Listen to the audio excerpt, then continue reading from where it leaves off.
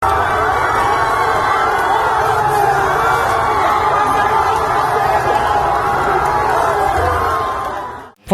itu pendapat, fatwa bisa didebat, fatwa tidak mengikat. Fatwa itu opini, tidak suci, meniscayakan toleransi. Dan sebaik-baik fatwa, suara hati nurani.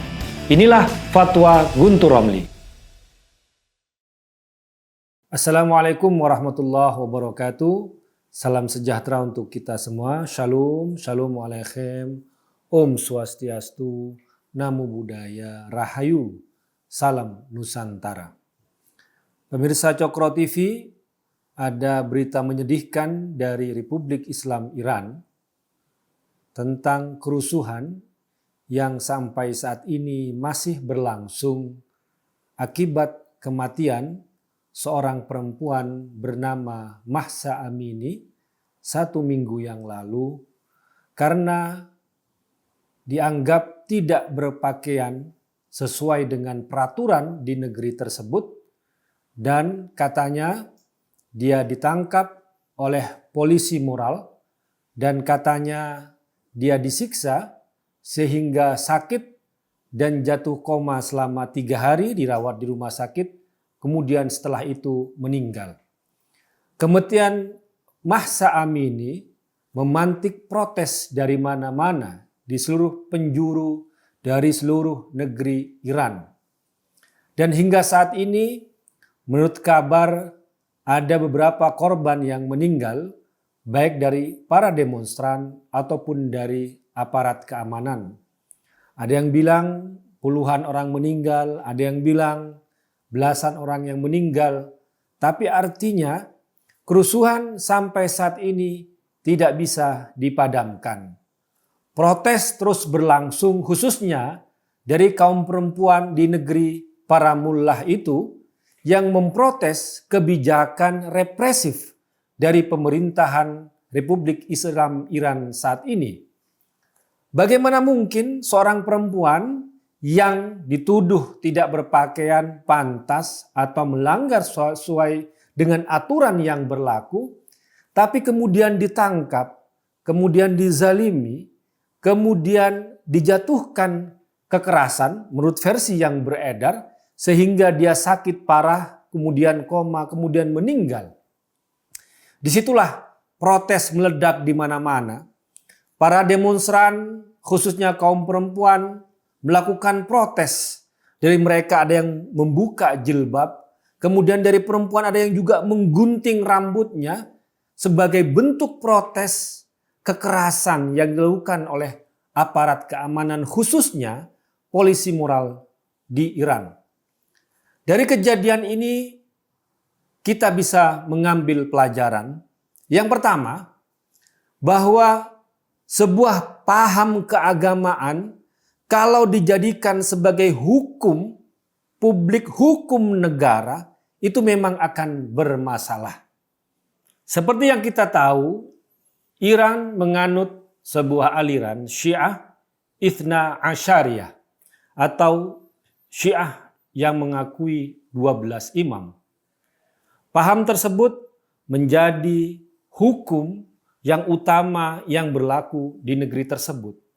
Sehingga perbedaan pandangan, aliran tidak akan pernah ditemukan titik temu. Tidak bisa ditoleransi. Sehingga pandangan-pandangan keagamaan yang berbasis pada pandangan Syiah Ithna Asyariyah menjadi hukum yang berlaku di negeri tersebut. Khususnya terkait bagaimana melihat perempuan, bagaimana mengatur perempuan, bagaimana mengatur pakaian dan sopan santun perempuan. Di lain negeri kita juga bisa melihat misalnya kerajaan Saudi Arabia yang bermadhab, yang beraliran Sunni Wahabi. Dan kita akan melihat pandangan-pandangan keagamaan itulah yang menjadi hukum yang berlaku di negeri tersebut. Kalau di Iran ada polisi moral yang mengatur pakaian perempuan, maka di Saudi Arabia juga ada polisi moral yang juga mengatur pakaian perempuan dan juga mengatur bagaimana perempuan bertindak di hukum publik, di area publik. Kita juga bisa membandingkan misalnya seperti di Aceh. Ada juga Wilayatul Hizbah WH yang juga memiliki peran yang sama, semacam polisi moral yang mengatur bagaimana pakaian perempuan. Sampai kita pernah menonton sebuah tayangan, boncengan perempuan pun yang dianggap mengangkang pun dilarang.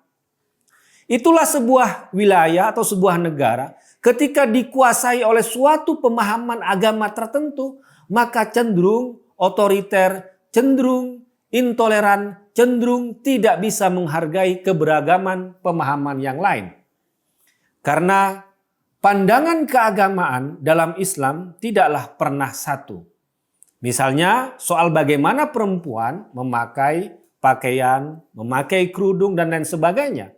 Ini ada macam-macam perbedaan.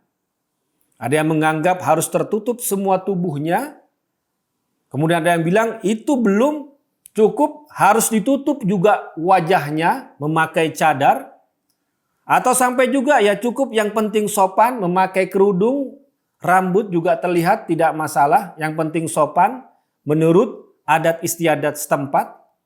Itu pandangan-pandangan yang berlaku yang dikenal dalam Islam.